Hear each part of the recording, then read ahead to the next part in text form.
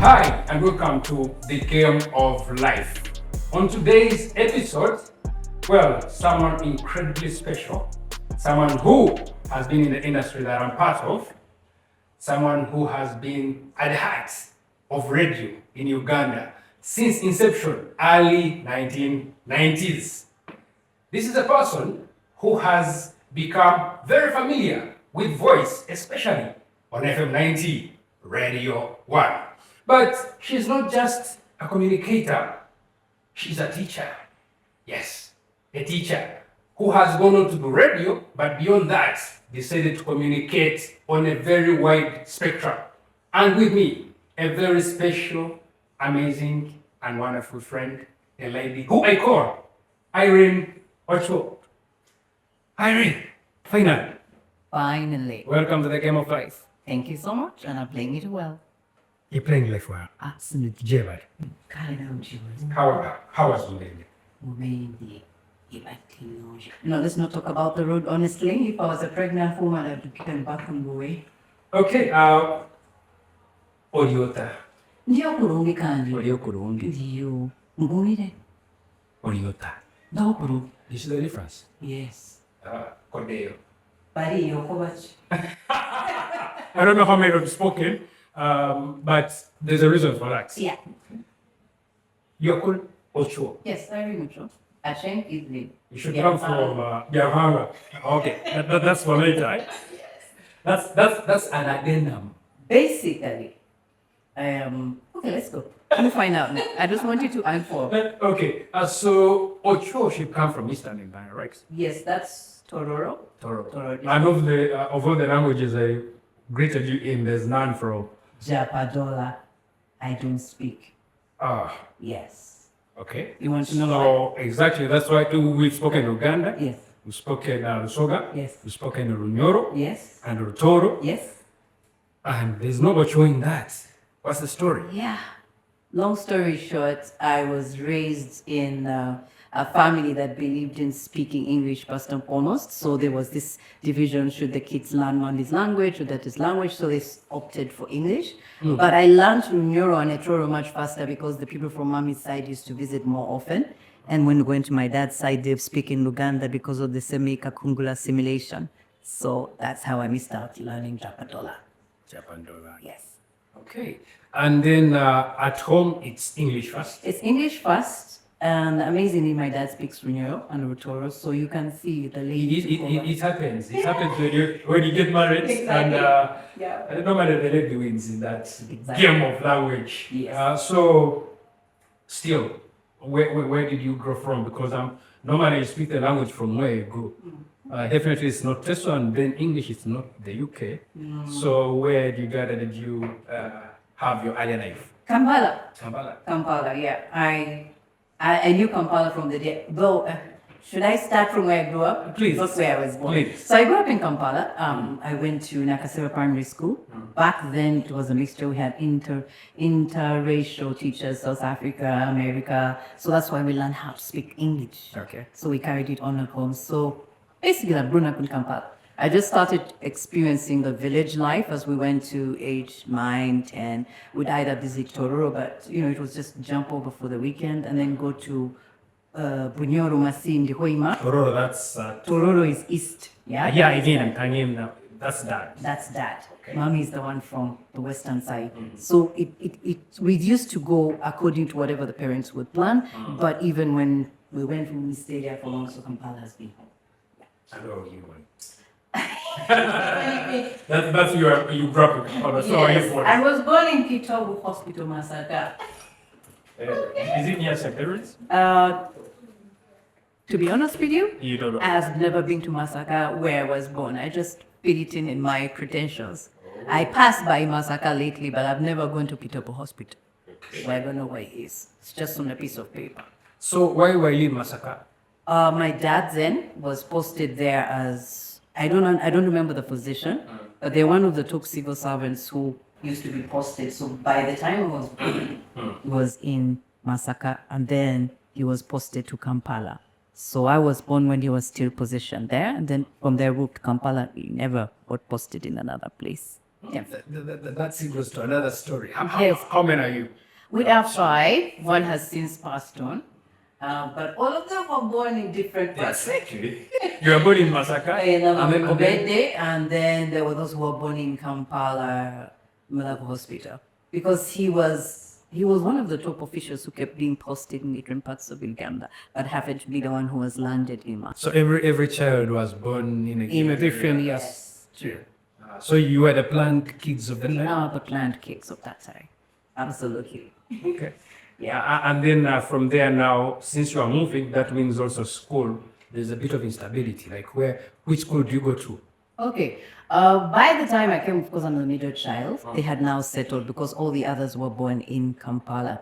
So we stayed, all of us, in Kampala, except our brother. Where in Kampala? Nakasero, near the Italian embassy. It's now since changed. Yes. So we were all studying in Nakasero Primary School, except my brother. One who passed on was handicapped, so he had special treatment. He didn't have to go to school, and that's why they made sure all the girls were in one school, Nakasero, and the boy was in Kitante. So it was easy if we didn't get picked up from school to walk back home, because that's how the residentials were organized. The schools were always close to the homes, because Nakasero used to be an up-class posh place, including Kololo. You know how they had divided Kampala. So since my dad was a top civil servant, that was part of the package. The kids had to go to top school. So government, can you imagine, took care of that. So that's how we ended up in those schools. But eventually, because of our brother, who was passed on handicap, he had to undergo certain surgery out of Uganda. So my parents had to do the hardest decision, separate us and put us in boarding schools. So that's how I... Primary? Yes, in primary. And that's how learning was so that. Because I was sent to Makerere High School in Uganda. My brother Mui, my sister Gayaza, my sister Navasunsa. So that's how we were... How were those decisions made? Like, why Baki? Why... Okay. My mom, when that final decision came, called her friends, not even aunties, her friends, and asked them, because her friends had put their kids in boarding school. My mom had sworn would never go to boarding school, but this was hard. Yeah. So when she called her friends, they sat down and listed the schools we could go to. Unfortunately, we'd go for the interviews and say we're only taking one child. That's how we ended up being split in all over the place. So 2 of us were taken to Igaza. The last born was put in Gayaza, the boy was put in Mwiri, and of course our other brother and some of them are traveling to different hospitals in the UK for those surgeries so that his life could be extended, which it did, because he lived to be a happy 45 years old. That's good. Yeah. Happy for everybody. Yeah. That's good. And then how do you reconnect again? Because now you're in different schools. Does mom and dad return? Yes, they used to fly back, because when you've had those operations and stay there for a month or 2, then they'll come back to Uganda. We still had our home, so the holidays, they always make sure they were home. So holidays, they'll come to make our foray, take us around, etc. Once boarding started and there was an operation coming, fine. If there was no operation, then we'd still be centered in our home in Kampala. Yeah. So you finish... Did you have UNEB at the time? Yes, it was UNEB. I did my PL in Makerere High School, moved on to Namasagali College. Known for music, right?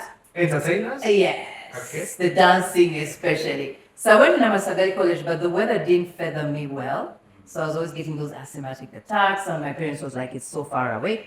Once again, an auntie jumped in and they recommended me to go to Nabingo Trinity College. So that's where I did my O-level, A-level until Makerere University. And what, all this time, do you have an idea of what you want to be? From day one, this young lady, and I'm still young, desired to be in the I wanted to be on stage. I just wanted to be seen, heard. I loved dancing. Actually, I used to teach myself ballet. And my mom would tell me, no, you have miniature legs, please. Those legs can't be lifted high. So I gave up, because as I used to walk on my toes. I used to tiptoe. She would even come and hit them. Because you know when you're young, that's when you form those toes. So she says, no, you have miniature legs, you can never be a ballet dancer. Miniature legs meaning they're big. They are heavy. So you can't how can I do ballet the dance. exactly. Okay. So I said, but I still want to. to dance. So I used to be the chief entertainer. That's how I used to earn money. I would know Uncle so-and-so is coming. Because mommy's side, they loved entertainment. So when I hear Uncle Fred is coming, I'm going to start. I prepare a show dance, I get paid. So I loved performing. I loved being on stage. I loved the limelight, but most especially, I loved singing, dancing, and speaking. So from a child, I've always seen myself standing on a platform, speaking to the world.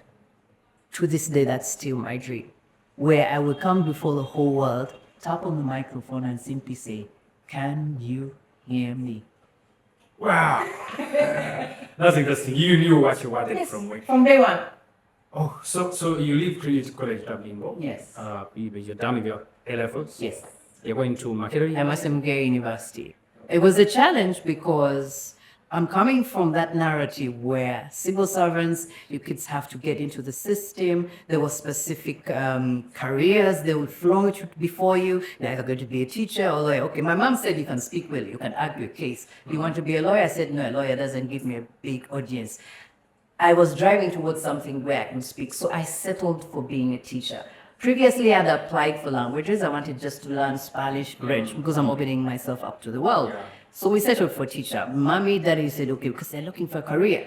How do you get into the working industry? And those, in my time, it was teacher, engineer, doctor. That was what was selling. In fact, most of my peers in the end ended up going to South Africa as teachers. That's when the export of teachers was high. So I settled for being a teacher. I loved speaking, so I did English language and literature because it gave me an opportunity to do drama once again, a space where I could perform. So I studied that, and my first, do you call it teaching practice?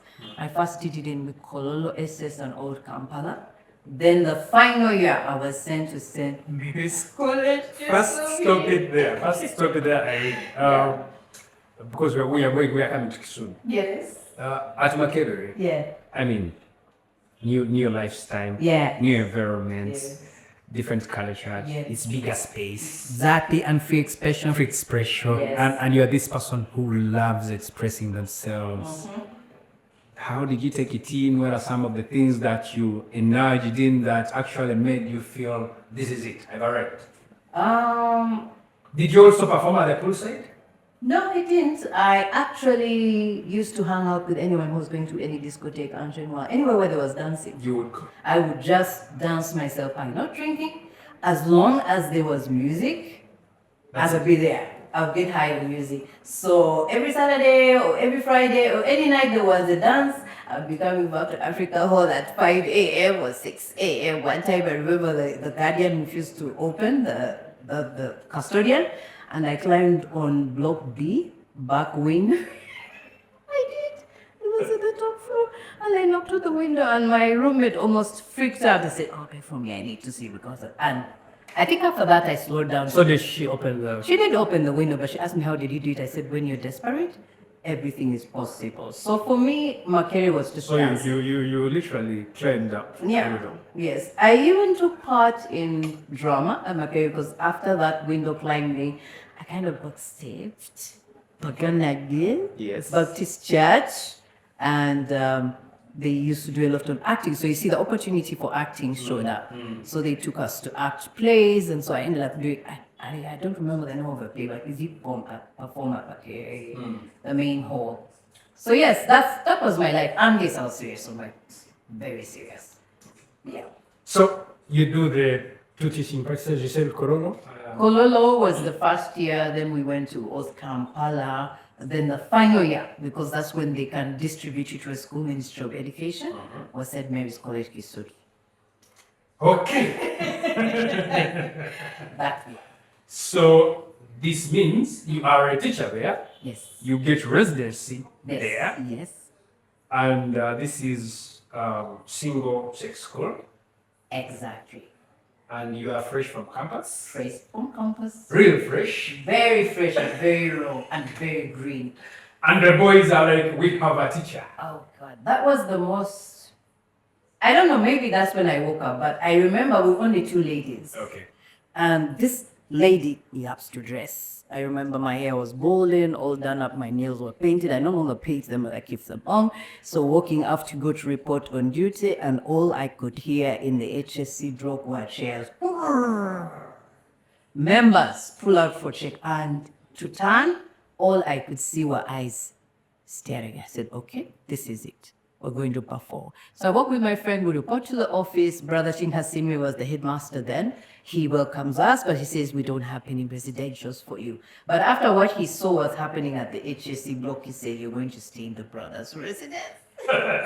So we were accommodated there for about the whole course because you first do it for about 3 weeks, then the inspectors come.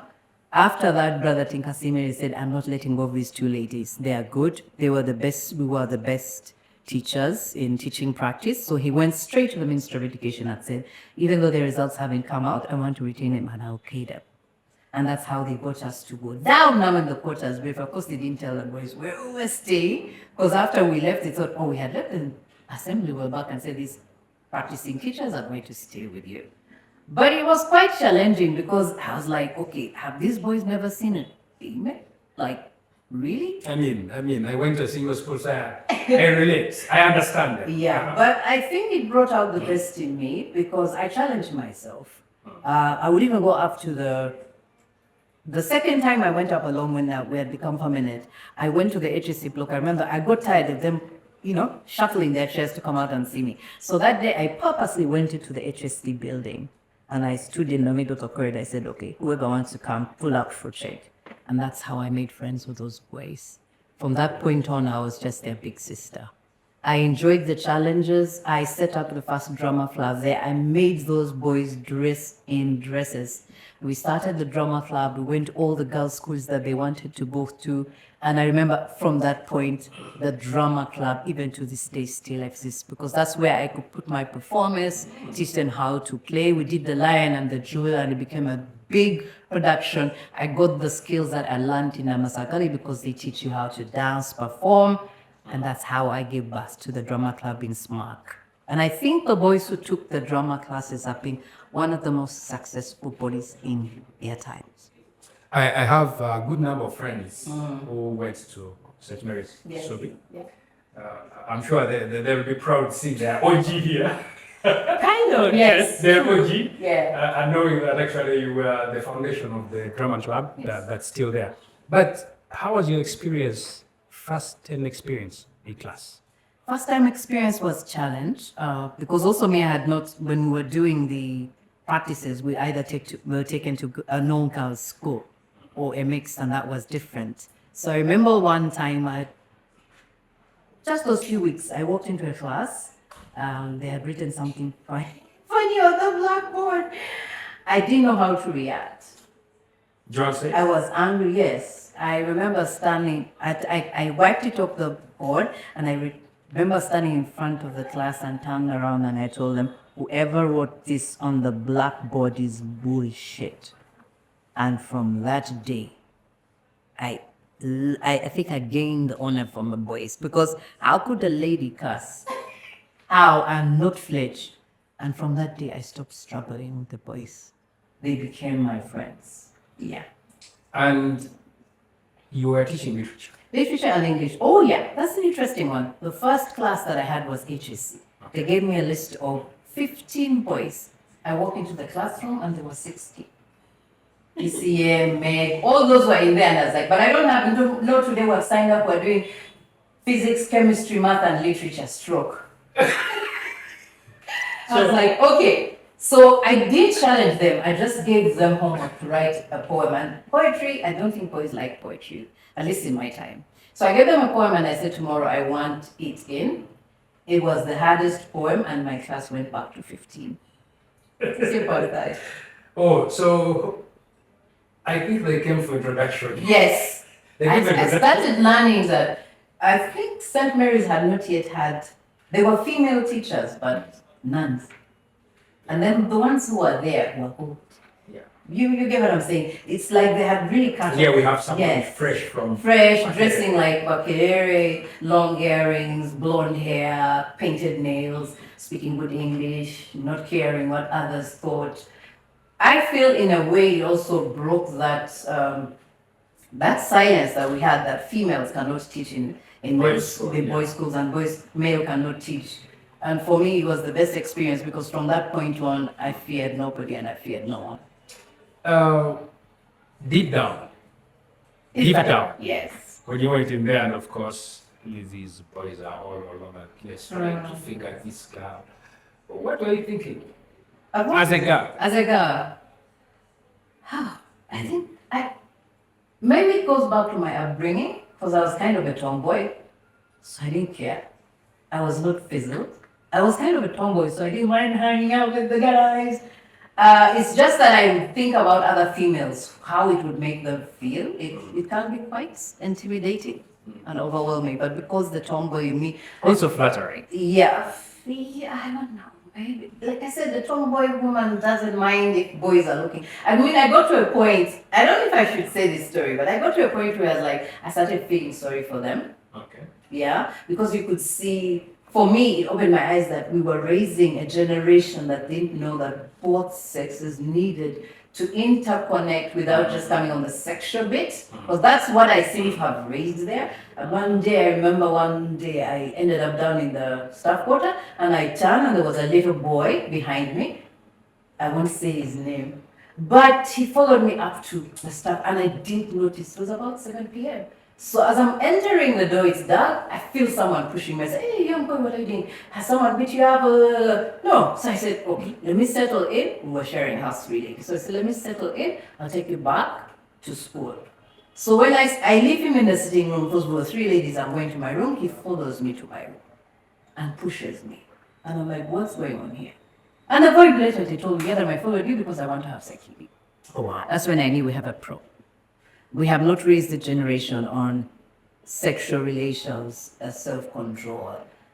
I remember shutting the door of my room, shaking. This time I was really shaking. And I said, now, we have to face this problem. So I opened and I had gone back to the sitting room. I called my housemate and said, escort me to school with this little boy. We took him up to the school and I went to Brother Ching and I said, I think we have to start having talks about sex with these young boys because they're being raised from a close. You know, it depends which generation, but that generation, it was like, sex is bad. You can't mix. And no, if you don't prepare a child, they'll just blow. I'm interested to know, did you punish the boy? No, we didn't. We actually did a research and we found out that his uncle was a great footballer. And when they go on those football tours, they had those, you know, those stuff, those branchy stuff. So the kid had already been exposed that men have women to have fun. So it was handled very well. And the parents were very appreciative. So was the young boy. I remember before I even left school, he apologized. That's good. And interesting to know. Quite some revelation, but thanks for sharing. So how long do you stay at SUNY? So when I was in Smart, I still had the desire, like I said, to be behind the microphone. And the late DJ Banji had a brother there, and he was Banji from Sonia. Yes, Sonia. So he had a brother in Smart, and I was the class teacher. So one Sunday he comes and tells me, oh, you see, Katerega is looking for a female voice, and you know, why don't you just go and try out? So I remember asking my headmaster, Brother Tinka, I'm going to Kampala today, I'm not going to teach, I'm going to give my lessons to someone. I go to Capital Radio on Parliament Avenue. I remember walking up, they told me go and look for a few girls. Wait a minute. Yes. Capital Radio was at Parliament Avenue? Yes, it was at Parliament Avenue. You know, what's the house in front of Parliament? What the name? Where now the Solicitor General something's office is? I know there. Yes. Quite. So they were on the top floor. So I come from Smart early in the morning, 2 girls is waiting for me. He says, oh, you're going for a voice test. Girls He was their PD then, Yeah. some Dutch guy. So he says, going to the production studio, you're going to do a voice test. I remember walking in, it's called Charles Sokot. The other one I remember says, oh, you just have to speak here, blah, blah, blah. So I went to the microphone, hi, my name is Irene, blah, blah, blah, blah. Remember, I always just perform as a child, so I just brought that back. So I go to girls, he says, can I have your contact number? I go back to Smart. The next morning I get a call, can you come to Capital Radio? I think you passed the voice test. So when I get to Capital Radio, it says, you fight the first voice test, you're going now to train. I'm like, hang on a minute, I said you're going to train. So they took me in, also sat me in. I remember sitting in front of the console, the lights, they were using CDs then. So you had to keep, and the CD rack was here. So he trained me for 30 minutes and left me in there. So I opened the mic, I was shaking. I remember going on air and I forgot to switch off the mic. I'm looking for the CDs and what was I saying? Shit, and all that going from the air. Shit, where's the damn CD? Because I forgot to switch off the mic. The on-air. Two girls come running in. Why don't you just I said they didn't train me how to switch off. So I said, okay, go off air, drink some water, relax, go home, come back tomorrow. I remember going back to Smack feeling so stupid. And I'm like, why? Did they pick at Smack? No, right? Was they saying no?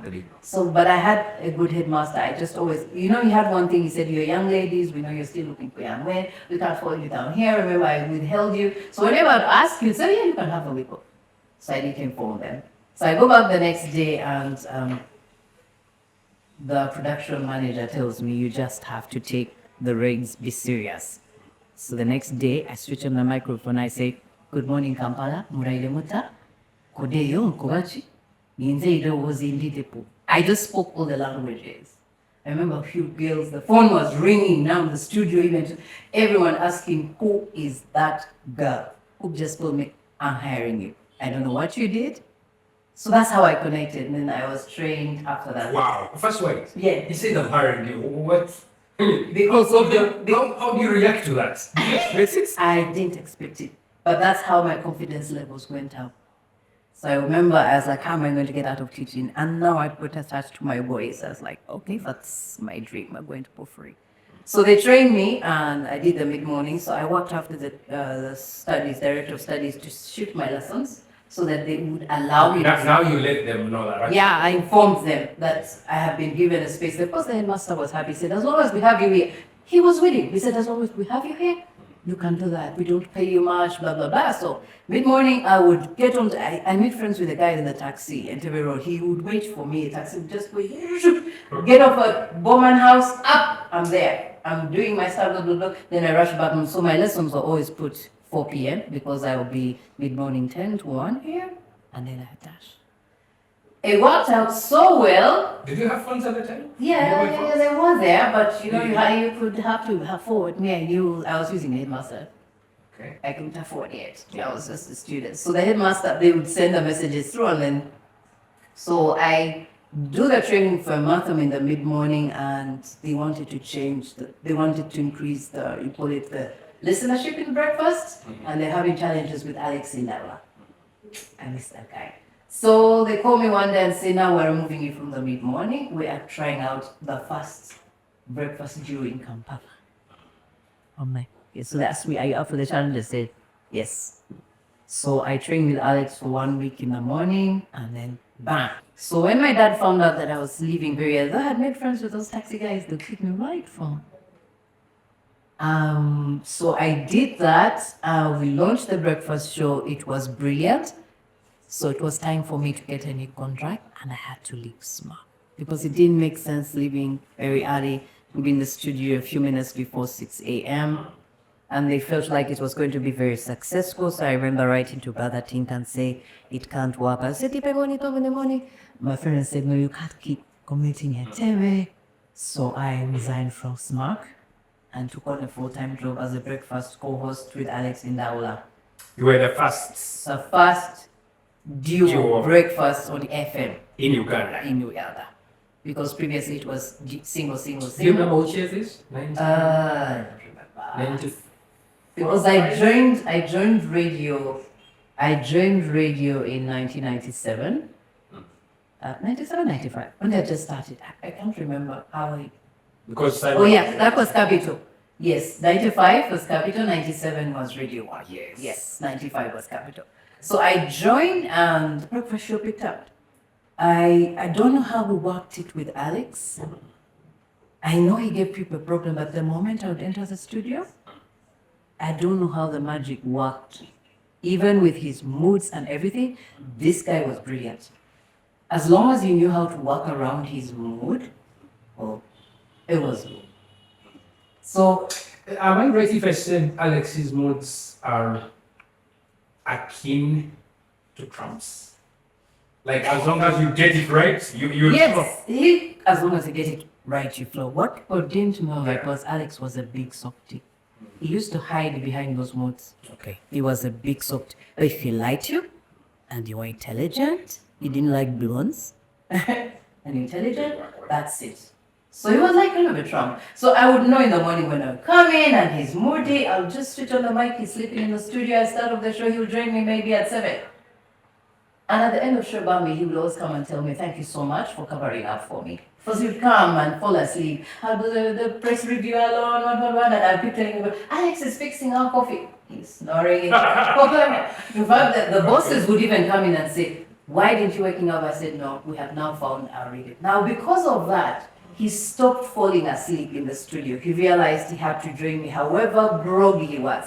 The moment we opened the mic at 6:15, he would at least say something. And like 7, he's wide awake. Yeah. It was very interesting. I enjoyed, to be honest with you, I was also challenged because I was like, I got used to doing the show alone. Remember, FM was something new. They were teaching you to look for content. Alex was a natural. He would turn a pencil into a topic out of the blue. Even the way he used to handle political issues, it was clean satire. Clean, as in he's not hitting on it. You know what satire is? It makes you to think about yourself and laugh because everything people say have something also to say about you without directly hitting. So he was great. He was a natural. So it pulled up the ratings of coverage, and before you know it, everybody now started copying Duo, Breakfast, whatever. But as usual, I was still younger. Alex not taking prisoners even on air. Yes. Because he literally said it the way he felt. He dealt the cards as they were. There was no sugarcoating anything. He would call it as it was, but it was never personal. Yeah. Yeah. So I enjoyed the run with him, but I was younger. Yeah. I wanted to travel, and an opportunity came. I went to Pike and Patrick Wap when I told them I want to work with my brother in England. I was seeing him all Yes, they sit in towns. One would come in the morning, one in the afternoon. They're always there. They were good bosses, honestly. And they would even come and give you a bit of their, feedback, change this, change this. They would even tell me and Alex, go out so that we know each other. Honestly, we just go out eat. This magic would happen in the studio. So I asked for a holiday, I remember. When I was going on holiday, I don't know how the rumor leaked. I was approached by radio and I didn't even know they were setting up a new radio. So I was leaving the country and my plan was not to return to Uganda, honestly. So I got the visa. The night before I flew out, my ritual was consent. That's the owner of radio. Yes, just sent a lawyer who was the cousin who I used to, which was easy to miss. I was like, oh, I'm meeting someone. So we're setting up a radio station. We had you leaving. He said, yes, I'm leaving. I'm not interested. I just want to live my life. He said, oh, this is different. Come and meet the PD. I met the PD. He was called Neil, something, Neil, what is his name? And he says, we shall offer you anything you want. Well, I'm looking for money. So I put the money that I wanted, that they were not paying me at Capital Radio. What people don't know, we're doing the breakfast show, we're not earning the same female-male thing, But I appreciate the opportunity Capital gave me. I knew they would never pay me the same as Alex, but I wanted to grow. So when Radio 1 came and says, supposing I go to the UK and just end up doing it here, why don't I ask them for the money that I desire? So I said, if you're willing to pay this, I'll run the summer away, then I'll come back. So they accepted. Because I was flying out that night. It's like, I went to my holiday. You sent your contract before flying? Flies out, yes. I flew that night for 1 month. I came back and they told me we're going on air in a week. On my bed, so just put back, said, let me sign the contract. So I spent 3 days learning how to run the disc, because now this was different. It was computerized, touch screen coming from the CDs, no CDs here. I said, wow, yes, I've upgraded. I trained for 4 days. We were about to go on air, and then a challenge came because Mzungu was supposed to launch it. And they said, Mzungu, who's going to listen to him? They know you from Capital. What might you use you? So they called me the night before and said, we'll change the launch. We're going to do you to launch. I said, okay, you're going to launch, and I'm going to change the playlist. Because Mzungu had brought these funny English songs, those English white songs. So I said, can I choose the music? I chose, and I remember the launch song was Ain't No Stopping Us Now, We're on the Move. So I said, that's what I'm studying. And then got to 6 a.m., they opened the microphone, I spoke my Lusuga Uganda. Radio 1, we have a line. The Igbo has How did you not say 91.3 Capital FM? I don't know. Did you practice it? Yes, every morning I'd wake up and go in front of the mirror and say, 90 FM, Radio 1, 90 FM, Radio 1. And everybody was, because those who knew I had shifted were waiting to hear 91.3 Capital FM. No, there was 90 FM, Radio 1. Quite amazing. We have arrived. and went to air on the 11th of September. Yeah, I'll always remember. 11th of September, which year? The 1990s. When was the September?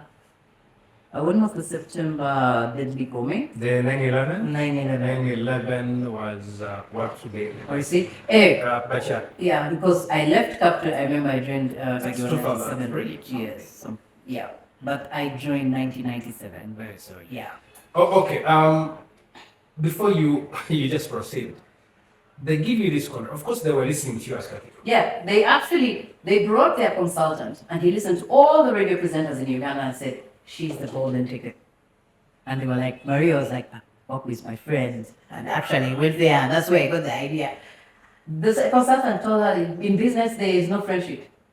You bring a different genre, you bring, we call it niche. Yeah. Yeah. So you go on air on Radio 1, your friends as Capital, and they calling you like Irene, The what's up? first Saturday, Alex went on air and cursed and abused Maria. Why did you steal my Irene? The whole of the dance force was Irene. And Alex was good at that. Yes. He could do you on the whole dance floor. Yes. Okay. So, but by the time I'd gone, we'd all done the lawyer award paper, so they had already informed Capital that I was not coming. Now, Capital Radio, long story short, we did the Legos because there's something when you leave, blah, blah, blah. We did the Legos. Of course, they were not happy, but I told them, yes, I had left, but now this opportunity came, and the only reason I was leaving because you people but we're friends. So you launch Radio 1? Launched Radio 1. In the process, it had to be recalibrated because the Muzungu came with this white sound mentality. In fact, the comment in Kampala was that radio station plays Peggy rock country. It was white. So I remember going to Maria and I said, there is a genre that's not playing here and it captures any generation. It's called Memories. And let's play the best of the hits because Capital was the best hits. Today's best Yes, top 40. So I said, let's get the best hits and the best memories of Ugandans and East Africa. So I remember going to Viper Room. I went to so many people who are collective music. Remember at Campus Me, I was there. So I had all the music in my head. I said, you know this song, this song.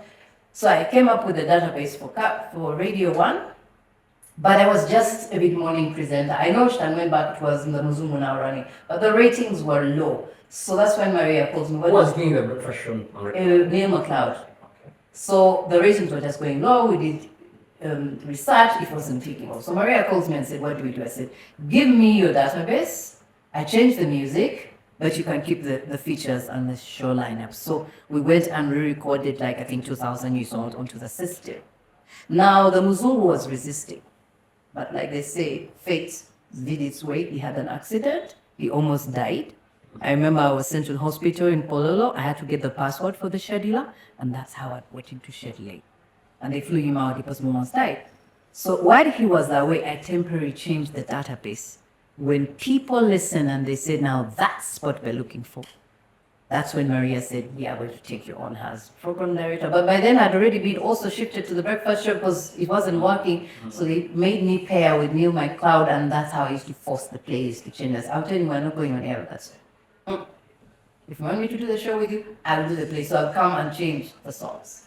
So that's how I ended up being the program director, changing the music indirectly, and then he left, they canceled his contract. I became program director stroke breakfast show, and I continued with Abu Kawenja. Eventually even Simon Njala came in, and then it went into solo. Long story short, I held the breakfast show for a while while being the program director. But I'm like, okay, I wanted to move on performance more. Interesting. Tell me into the science of deciding which songs to line up on a radio station. When you have a format, Radio 1's format was great songs, newest hits, and great memories. So Maria had already set the target. Remember they used to say where your car radio stops? Because they were looking for AVM people who drive. And Alex on that supposed to say, do an extension. Exactly. So we had to focus on what do people who drive where the car radio stops? What do they listen to? What are their memories? So we realized that the 80s, 90s were good, a bit of 70s, and then Lingala and Zouk. So that's how we brought in that mix and said, let's do it differently because those are keeping up with the top 40s. It's the same sound, but here this is the variety, and that's how we end up saying 91.3, 90 FM, great songs, good memories, variety is our station. So that's how we came up with that music flow, so that we could fit in anyone who just wants the sound. And me, the only unique thing I brought is when I would schedule, I'll create a flow. I'll tell a story. That's why if someone would stay in, so I would sit there one whole day and just schedule for the whole week. I would listen to the station in my head and just schedule the playlist for a whole week, so that after one person just goes into a certain era, a certain flow, a certain feeling. Yeah. Isn't it a temptation to follow another station if they are like playing something that you like doesn't fit into the format? Now that was the rule at Radio 1. Okay. That this is who we are. We didn't come to compete. We came to create our own niche, because they were targeting A. That's when we started that A, B class, C, D. CBS had its market, Capital had its market, and that's how we ended up saying this is a rule. You couldn't, even the way the system was for the music, you couldn't just sneak in a song they would find. So it remained the culture that we stay in that sound. And that's true today, because I realize in every hour there's an Ingala song. I think this, I will make you laugh. I don't listen to radio anymore, not even the ones that I set up. Yeah. But I'm told it still follows the formula, because once you set up a structure, by the time I was leaving, I kept telling them that the people you targeted have grown old, and there's a young generation who listened to us when they were their children. How do you start bringing them in so that those are their memories? So by the time I was leaving, I was saying now you have to start going to 2000, and the latest would be 90 as the oldies, but keeping those hot good ones for the dance floor. So I don't know how it is, but I don't listen to radio. There's a reason why. When did you leave Radio 1? Like I said, I've always seen myself on a bigger platform. I had been program director. I also held it as manager when Maria became finance minister, but it was not open that opportunity to be in a world platform. Kampala is done, what next? Yeah. Everybody knows me in Kampala, what next? My dream is the world, the whole global thing to hear my voice. So I chose personally to step back and recalibrate my future, because I'm still seeing myself on. So I remember I just walked up to her and said, I'm resigning. She said, okay, go to you. I said, I told you, Maria, when I finish here, no other radio station is going to buy me, because I don't want to go into radio. I want to go to a bigger platform. So I resigned, and that's the time when my brother died. So I had to go into that. You call it the kapul. Is this the life I want? What is it that I desire? So I disappeared for a while. I did backstage keynote speaking in Rotary clubs, mentoring young people on communication. That's when I started saying, maybe I start up a school on, teaching people how to broadcast effectively. But then I realized it's not just broadcast, it's how to express yourself. Long story short, I ended up doing the short PR, then COVID came in, and I was still trying to find myself.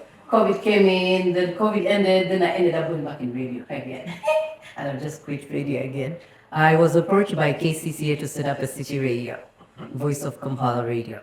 I was like, okay, I'm so excited. We're coming out of COVID. I'm like, where is radio going? Radio is becoming audio visual. How to use the social media in it. So when they approached me, I said, yes, I will do it for you, but you can't just rely on FM. And long story short, when we got in touch with UCC, they told us FM is saturated. They're going to DAB, a studio audio broadcast. You can be broadcast anywhere in the world. And I was like, yes, I always pioneer new stuff. Break down DAB. DAB is digital audio broadcast. It's not like FM. It's more of signal, meaning I can even pick it when I'm in another part of the world, as long as I have a DAB radio. Okay. Yeah. So they're rolling it out UCC. I can't speak on their behalf, but when I joined KCC to do it, I did the groundwork, but I also told them if you're going to do a radio, you can't do it one FM, but you also have to do audio visual, because that's where we're going, competing with social media.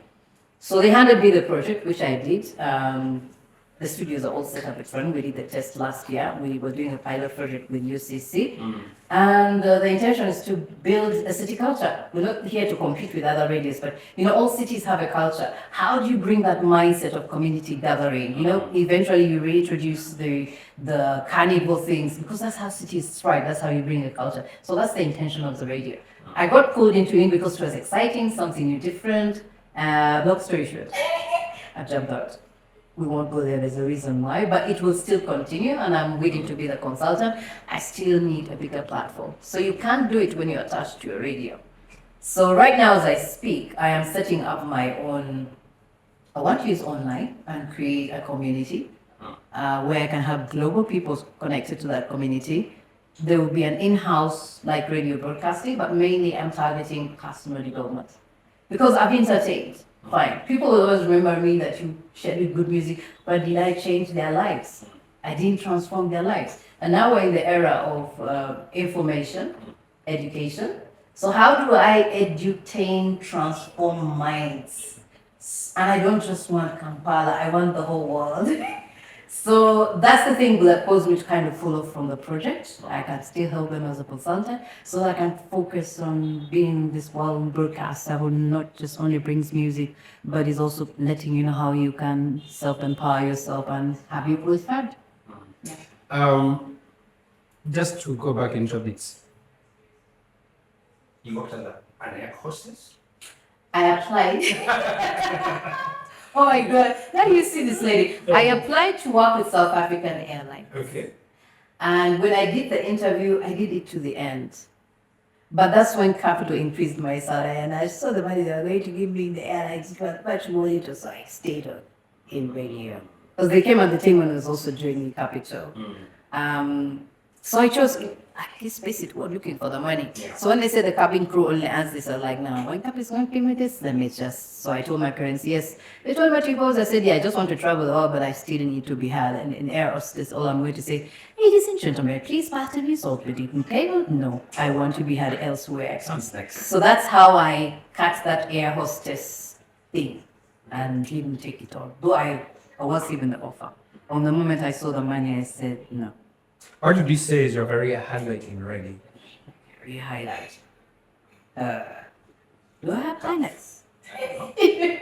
For me, it's just something that has been coming naturally. Yeah. I never went into it to be famous. I went into it to experience and explore. So every challenge that comes, I take it on. How about people maybe that in your role as a programs director, if perhaps give an opportunity, you meet them and they tell you, hey, maybe you helped us this way, or do you have some cases? I have any child that came through my hands to train in radio. When they find me, they said, it's because of you I became. It's because of, I just meet them and say, I don't remember, they just did short stints because anyone who came to Radio 1, I would test you, I would be hard on you.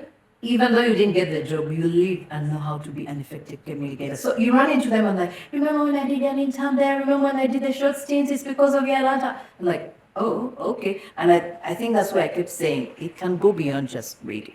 How do you transform people's lives to find themselves? Because at the end of it all, I kept hearing the same story, made me find myself. Not so much made me a famous radio presenter. Yeah. And finally, you leave radio, Yes. you're still finding yourself. I'm still finding myself. You go on this journey, and in transitioning something that's been part of you for a long time. Yes. In radio was like home. Yes. You had radio, you had home and sleep, and then radio, home and sleep. Yes. I'm sure even your parents must have heard at some point, when are you meeting? Hey, look at you. And you were ready to go. Yes. So we'll get to that. Yes. That bit. I need to note it so I don't forget. Yes. The transition from this life, you're alone, you're in public, and suddenly it's all gone because you want to go discover yourself somewhere after the loss of your brother and all. How did you handle that? Was it easy? I think this is where the story of the Mister is going to come in. Yeah. Because before I left Radio 1, I was really considering I would grow the career. This is going to be very funny. So, because I used to stay late, I found myself going onto social media. Long story short, I made my hands burn on Facebook. So it's not that bad. Yeah. So I was just chatting because I was looking for outside connections. I was like, oh, this Ugandan sounds more intelligent. And then I was doing some short courses. Long story short, he came and took me out for lunch. And then he says, You're too fast, Irene. Yeah. You're too fast. Yeah. This guy Yes. chatted you up. Yes. You're this big, intimidating Yes. Radio 1 Program program yes, director. yes. This guy took a chance on you? Yeah, Facebook? he said, I'm flying out tonight. I love the music that you play. I also love music. Remember, I still collect music. And we meet up, I can show you my library. I was like, yeah, let's go. So we had the rock garden. We went, we ate. He showed me his music. I said, okay, can you link me this? And I did include more music into the station's database. He flies away, continue chatting. We kept chatting up, but then I realized the work was breaking me. He's the one I used to run to and give me all my anger would end up there. Can you imagine I did this? He would listen. He would listen until, that's how it becomes. He's a good listener. He listens to me. I think I like this guy, blah, blah, blah, blah. Before we knew it, he was like, okay, can I date you? I was like, okay, so we got serious. Long story short, because before I left Radio 1, I got married. So long story short, he says, I don't want to keep this. And you know how I was in the public eye, so no one got to know about my marriage. No one even in the papers, but no one even at Radio 1 said, How did you keep it? because I was very private. Even when I went to radio, I told myself, I'm not looking for the fame, I have a life. Because people would even meet me in the supermarket and say, I know that voice. I said, I'm just suited by that voice. Everyone tells me I sound like, oh. I wasn't so much in the papers, except I read paper once in a while, yes. I tried my level best to keep out of limelight, because to be honest, we're going to be impactful. Don't put all your life there. So he married me before I left, and I had my first child while in Radio 1, and my second child, that's why they love music, because I used to do the breakfast show and they'll listen to all the music. And after I had my second child is when I said it's time to leave. That's when I left. Yeah. So since then, how many children do you have? Only two, plant kids. Plant kids. 2 kids, a boy and a girl. A boy and a girl. Yes. Wow, that's great. A boy and a girl. And Radio 1 helped me kind of adjust a bit to have them. But I left when I was still there, so I pulled out, and like I told you, I'm still trying to find myself. How is parenting? Parenting, I'm going to write about it.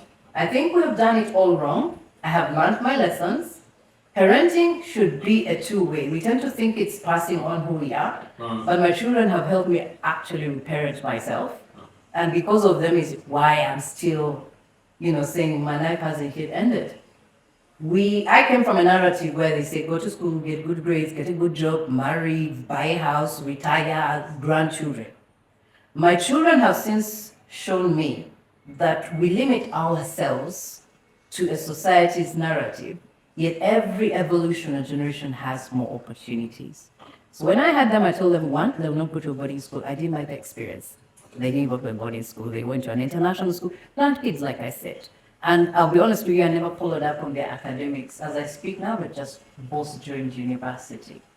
But in the interim, one of them is in the University of Tennessee, engineering, and the girl is in the university in Milan. She wants to do design and fashion. Oh, you were in Milan recently? Yes, So as they were growing, I told myself that, as much as because I was a rabbi, I told my parents I don't want to be a teacher, but I'm just doing it.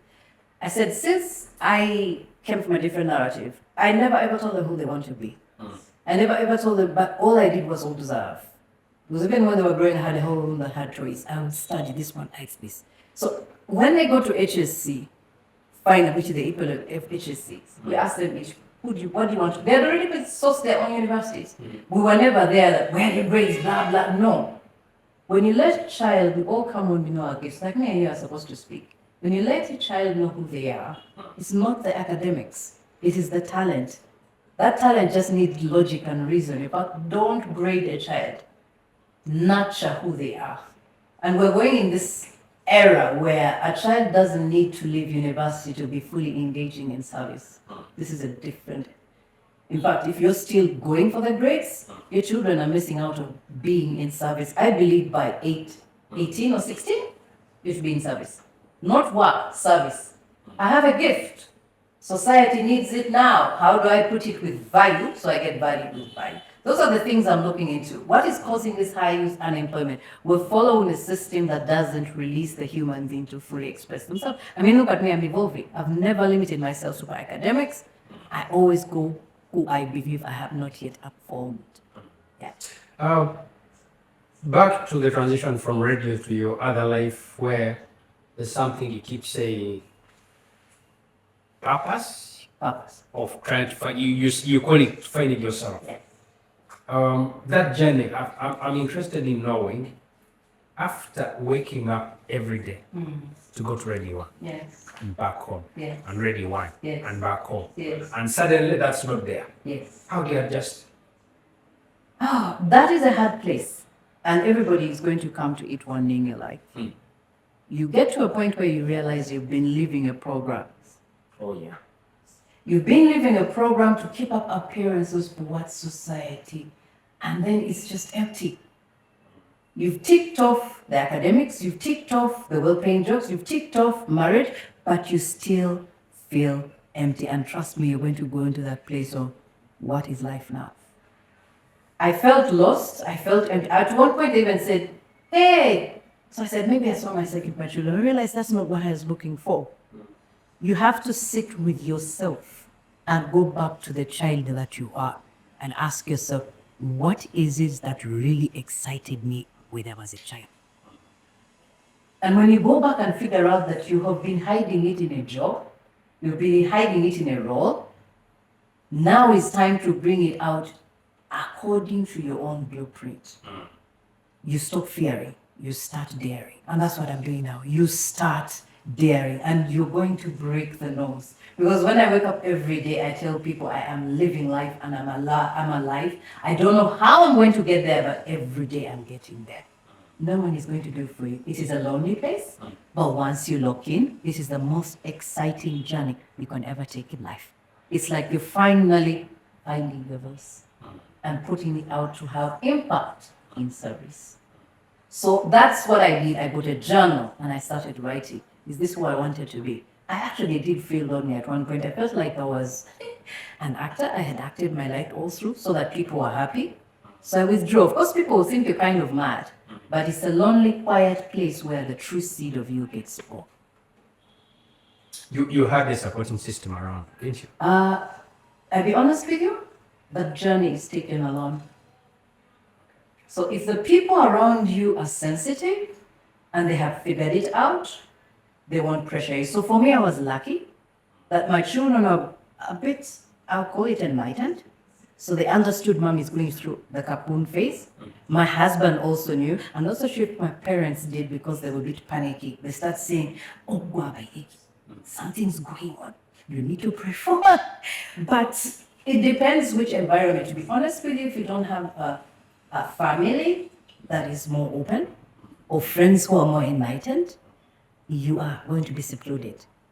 And that's the time when you really need at least one or two people who believe you what you believe.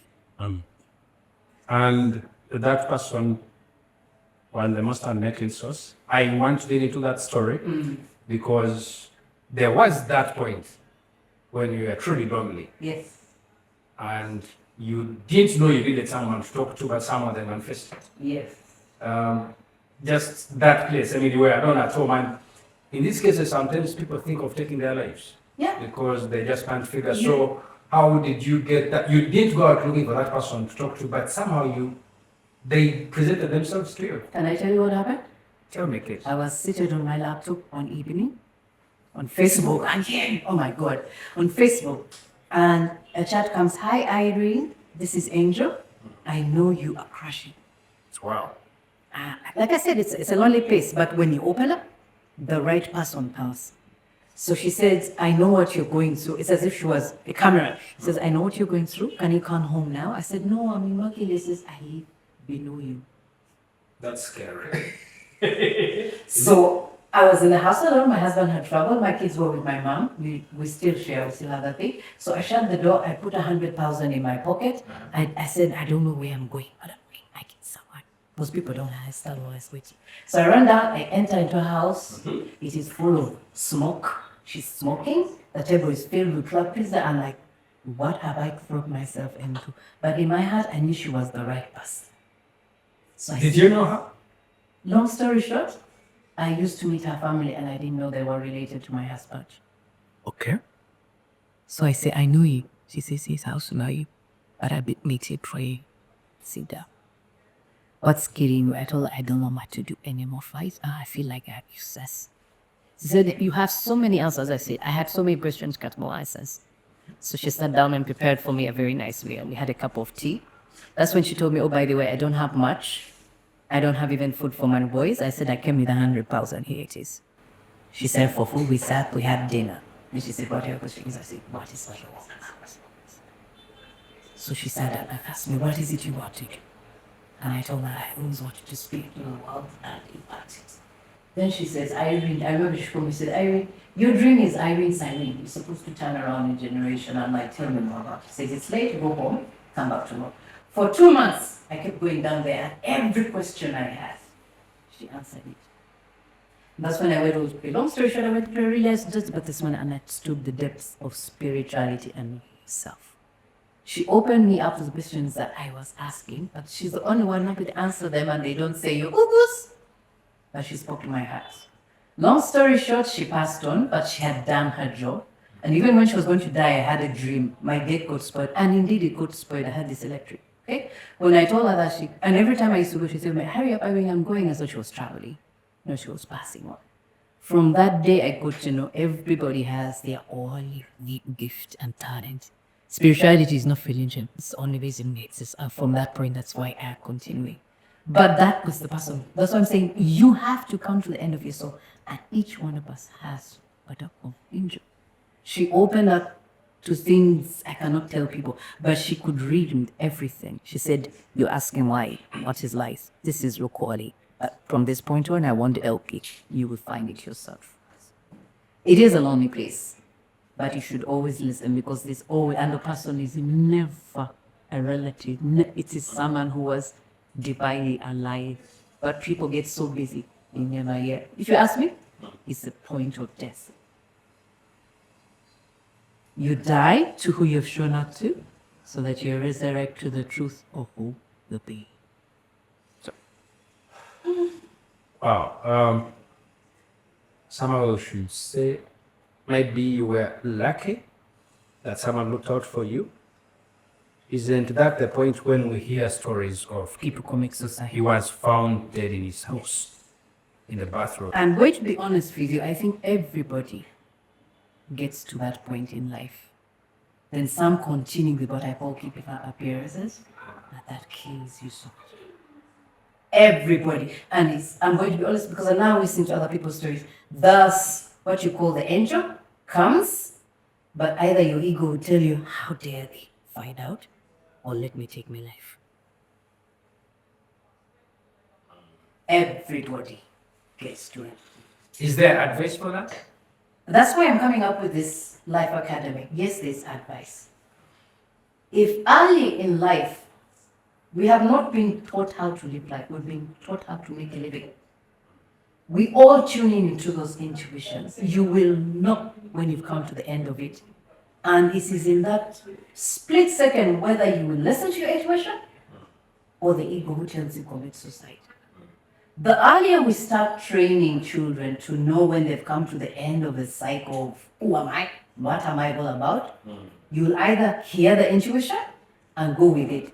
And they will know that it's that point of death that you have to listen to the intuition or the ego. But many are listening to the ego because they've never been told that there's actually a way out. Now you know why I want to set up that school. Speak Academy. Is it still the same now? No, Speak Academy is, like I told you, I thought it was about people speaking up, but now it's going to be Life Academy. To answer So it's changing from Speak Academy to Life Academy. Because life is an experience. Okay. Yeah. And that's still you finding yourself. Tell us more about it. Life Academy is still going to be me. We've all talked about personal development. Personal development is just the skill sets. This is going deep. It's deep beyond even religion. We are spirit beings. We're living in two frequencies. I love radio for that. You have FM, but then you have the broadcasting signal, which we call the divided consciousness. That leads you to the end of the point where I said, I've made the leaping, but is this what I came to live? Well, that's what frustrates people. Because there's a seed in you that you're supposed to, we're all born great. But when it doesn't germinate, you rather commit suicide. So the Life Academy is, we're not looking for grades. We're looking for people to tune in early into their intuition and be a holistic. If I talk about a holistic being, it's knowing that you have the spiritual aspect that guides you when you know you're off. And the personal development is just the skills. I have since connected so many people. They're all over the world. I post on my social media and people are there. The journey started, but no one has ever spoken. It's like a silent death going on in society because we don't talk about these things. You do not sound normal. So if you know you've gone through it, and there are many, come out and speak. We always say speak, bring awareness. The awareness people have not brought, and I believe that's why we're having this era of technology, is all life begins with me. Who am I? What am I all about? And why am I here? And it's never the academics, never the social struggle. It's your unique voice that's supposed to self-express. And a good number, we do not know ourselves. Yeah. Many of you don't. I mean, that lady asked me, Irene, who are you? I started to, she said, shut up. Who are you? I'm married, you are not married. Who are you? That's I work with radio. Yes. She said, that's why you want to commit suicide.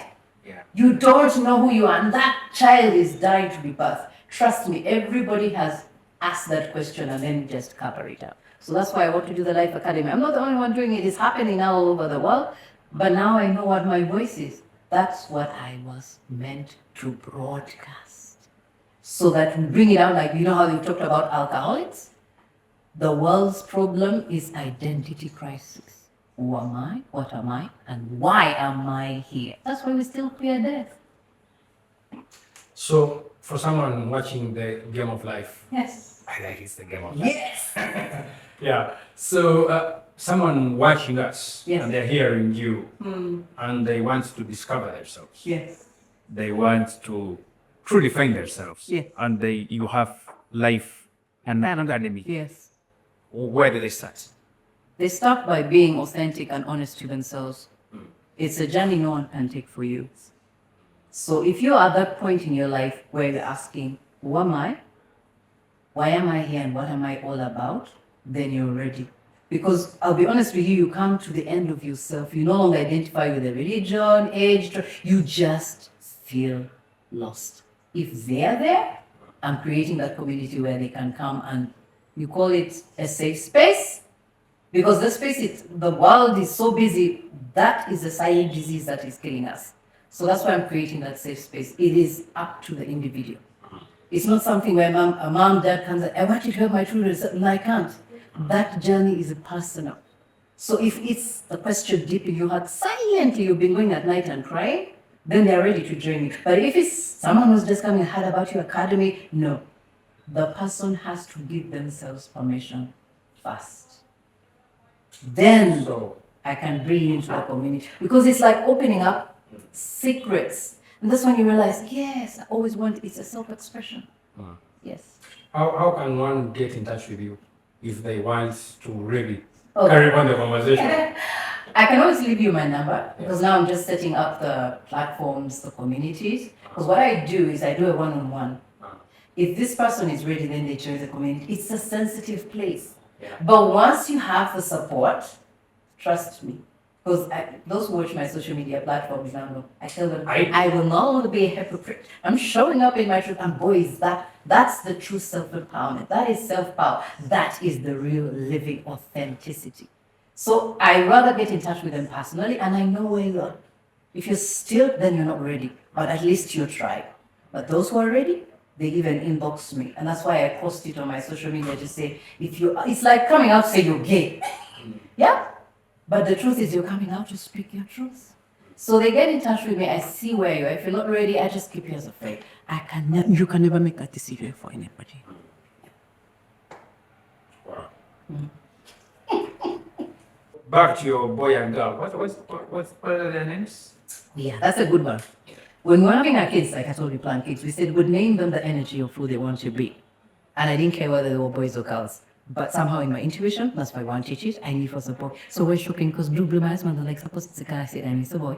So we named him Solomon Mohanji. Carl, the king. Carl, yes. So he asked me why. That's my nephew. Yeah. I'm the good fan. Oh, so we named him that. And he asked me, why are you naming him? I said, I've since learned that it's an energy. So I said, Solomon, the king, Carl, the ruler, but Mohanji, Nahamrin in his generation. So he's creating a new understanding of the human experience. So let him be the leader. And the second child, I knew it was a girl. I said I'm going to call her Innocent, Purity. So we call her Inez Amaraviona. So those are their names: Inez, Selena, Innocence, Purity, Inez Amaraviona. So he starts a generation. She will definitely be the one who seals that generation. That's how I knew it. Wow. What's your relationship with your children? What is it like? I think you've seen my social media where I have shorts. It's mommy, but it's also she's my mom, I'm her sister. He's my son, but he's also my friend.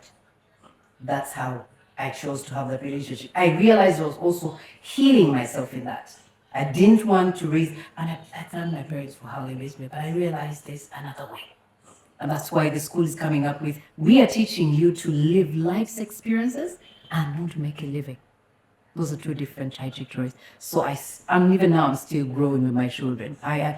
When I fly to Milan, I'm open with her. I'm asking her questions. Although she's also helping me find myself where I locked myself. So we are mommy, friend, sister, but we respect each other's boundaries. Yes. And Harry? Oh, long story short, he's a friend, he's an advisor, can whack me on the head, but I would never exchange him for anything. We didn't go into a relationship where it's this, we chose to be friends and continue to adventure in life. He's my best friend. He'll be glad to hear this. Why do you hate braving? Okay, Irene, like I told you, has always been inspirational. She tunes into her intuition. I'm the kind of person, I don't know why, but when I'm moving, I start tuning into creative ideas.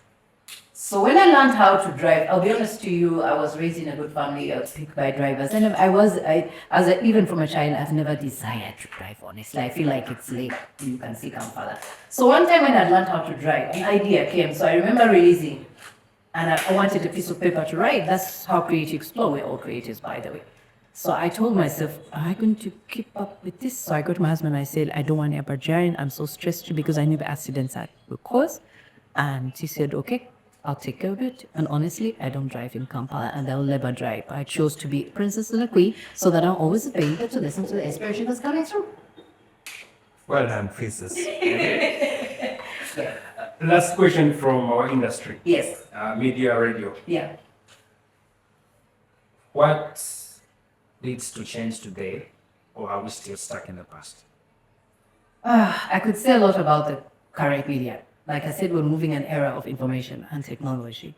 Dissemination of information is always available.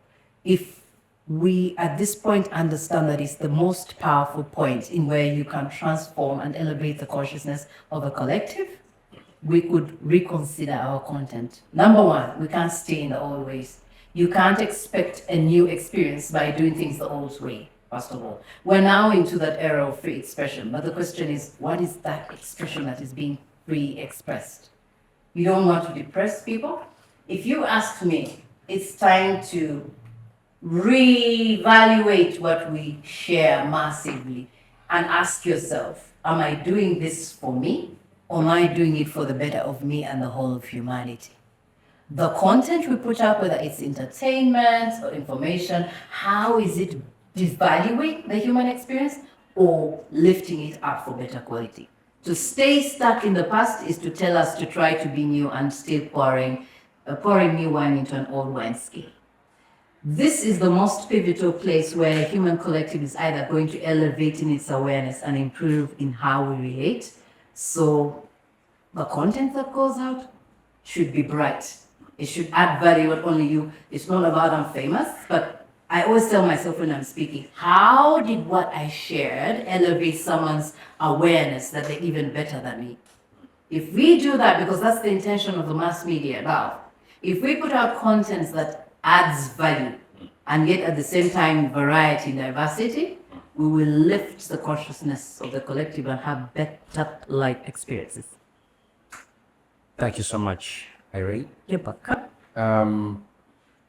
Maybe I really hope you enjoyed your time on the game of life, because what you're speaking speaks into our show, Yes. the name of the show, Yes. and actually what everyone lives, and that's the game of life. Can I say one more thing? Yes, please. Life is actually a game, and it's played at 4 levels of consciousness.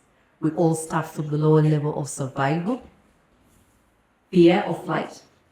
But when you start knowing who you are, some decide to stay at the lower deck, but we all have the ability to play to the toppest deck, where I am in charge and I create a life that I desire. So you choose to either make a living, stay on the lower deck, or keep leveling up to the top where you decide to live a life you desire to experience. That's how I'm playing the game of life. Wow, Irene, what an amazing, amazing guest we've had. You truly understand the real game of life. Now, we have another part of the game of life that we play as we are ending the show, and it's called Pass the Torch. So, pass the torch, literally, that's what it is. Yeah. So, you get to give whatever advice, piece of wisdom, or anything you want to tell the next guest. You don't know them, they don't know you. But before you do that, I'd love to tell you what our previous guests said as a word of advice to you. Right. It was, make sure you live and then tell your story to people. And he just did. Wow. He just did. So it just, I love the way it just flows into this. So Irene, with the great life you've lived in the communications world, as a teacher, now a life coach, Yeah. if you are to pass on the torch in form of one's wisdom or high praise, what would you? Wow. I would tell this person, you want to leave a legacy? Find out, who am I? What am I all about? And why am I here?